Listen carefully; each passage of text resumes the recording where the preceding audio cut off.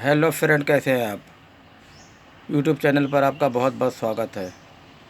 मैं हूं इरफान, आप देख रहे हैं टेक सपोर्ट इरफान। आज मैं आया हूं वीडियो लेकर पासपोर्ट रिन्यूअल कराने के लिए कैसे एप्लीकेशन को ऑनलाइन अप्लाई करते हैं और इमिग्रेशन के बारे में आज हम बातें करेंगे।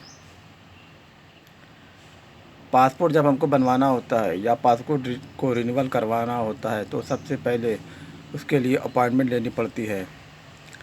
साइबर कैफ़े जाकर पहले हम अपॉइंटमेंट लेते हैं। वो डेट हमको मिलती है, वो टाइम हमको मिलता है। इस डेट को हमको पासपोर्ट सेंटर सीएस के पहुंचना है। उस सेंटर पर हमको पहुंचकर सबसे पहले अपना डॉक्यूमेंट्स कलेक्ट करना होता है, डॉक्यूमेंट्स लेकर जाना होता है। चाहे आप फर्स्ट टाइम अप्लाई कर रहे हो, चाहे आप रिन्यूअल करा रहे हों। जब ऑनलाइन साइबर कैफ़े अप्लाई करते हैं तभी आपको आपको बैंक में फ़ीस भी जमा करनी होती है। फ़ीस जमा करने के बाद आप वहाँ पासपोर्ट ऑफिस पहुँचते हैं। फिर वहाँ पर आपकी इंफॉर्मेशन होती है, आपकी इंक्वायरी होती है। आपका पासपोर्ट कब एक्सपायर हुआ, आपका एड्रेस, आपकी क्वालिफ़िकेशन, फिर आपका डॉक्यूमेंट देखते हैं। डॉक्यूमेंट में आधार है,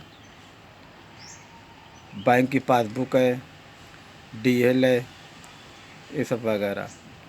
आधार देखते हैं जो बाय पोस्ट आता है। जो हम ऑनलाइन निकलवाते हैं वो पासपोर्ट ऑफिस में नहीं मानते हैं। वो जो बाय पोस्ट आता है आधार कार्ड, उसी को वो मानते हैं पासपोर्ट ऑफिस में। इसके बाद बैंक की पासबुक भी चलती है। बैंक की पासबुक हो, डीएल हो, ये सब कुछ डॉक्यूमेंट्स आप लेकर वहाँ जा सकते हैं। उसके बाद वहाँ वेरीफाई करेगा डॉक्यूमेंट्स, वो आगे भेजेगा। फिर 3-4 काउंटर पर आपको जाना पड़ता है। फिर उसके बाद सबसे लास्ट में आपको रिसीविंग मिलेगी। यदि आपका सब कुछ ठीक ठाक हो गया है तो आपको रिसीविंग मिल जाएगी। उस पर सबमिट लिखा रहेगा।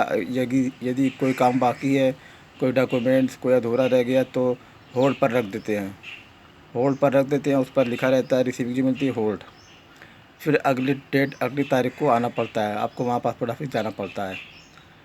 तब वो काम जब पूरा हो जाता है, फाइनल हो जाता है, तब उस पर फाइनल लिख के मिलता है, पर्ची मिलती है। फिर उसके बाद हमारी इंक्वायरी आती है। जैसे आज सबमिट हो गया तो हफ्ता 10 दिन बाद इंक्वायरी आती है। थाने से एक शख्स आता है हमारे घर को। वो हमको बताते हैं आपके पासपोर्ट की इंक्वायरी आई है। इंक्वायरी के लिए आपको ये डॉक्यूमेंट चाहिए होते हैं। सभासद का एक कैरेक्टर सर्टिफिकेट, फ़ोटो और एक हलफनामा कचहरी से बनता है। ये सब सारे डॉक्यूमेंट लेकर आप थाने को, पुलिस स्टेशन को जाते हैं। वहाँ पे आपकी इंक्वायरी होती है, आपका डॉक्यूमेंट सबमिट होता है।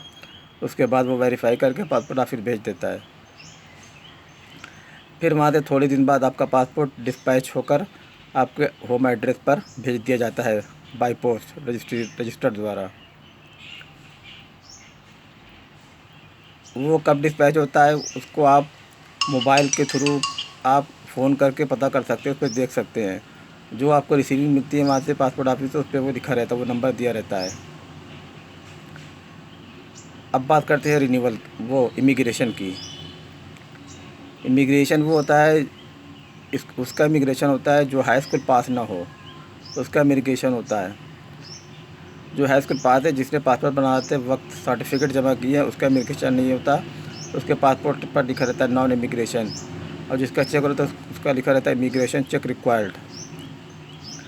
तो जो हाई स्कूल या इंटर या ग्रेजुएशन का डॉक्यूमेंट्स लगाया, सर्टिफिकेट लगाया है, तो उसका इमिग्रेशन नहीं होता। और बाकी का इमिग्रेशन होता है। वो इमिग्रेशन की मोहर पासपोर्ट पे लगती है। आप जब जर्नी करते हैं, जब आप फ़ॉरेन जाते हैं तो एयरपोर्ट पे वो देखा जाता है। अगर आपके पासपोर्ट पे इमिग्रेशन की मोहर नहीं लगी, इमिग्रेशन नहीं हुआ और आप हाई स्कूल पास नहीं है तो आपकी फ़्लाइट रोक दी जाती है, आपको एयरपोर्ट से वापस कर दिया जाता है। तो यदि आपका इमिग्रेशन कंपलसरी है तो आप पासपोर्ट में देख हमारा इमिग्रेशन हुआ है कि नहीं, मुहर लगी है कि नहीं, लिखा है कि नहीं। अगर नहीं है तो उसको चेक करवा लें, लगवा लें, तब जाएं। ये था सारा प्रोसेस पासपोर्ट रिन्यूअल और पासपोर्ट इमिग्रेशन। आई होप ये वीडियो आपको पसंद आई होगी। पसंद आए तो लाइक करें, ज़्यादा से ज़्यादा शेयर करें। चैनल पर पहली बार आए, अब तक सब्सक्राइब नहीं किया तो प्लीज़ चैनल को सब्सक्राइब कर लें ऐसी मज़ीद वीडियो देखने के लिए।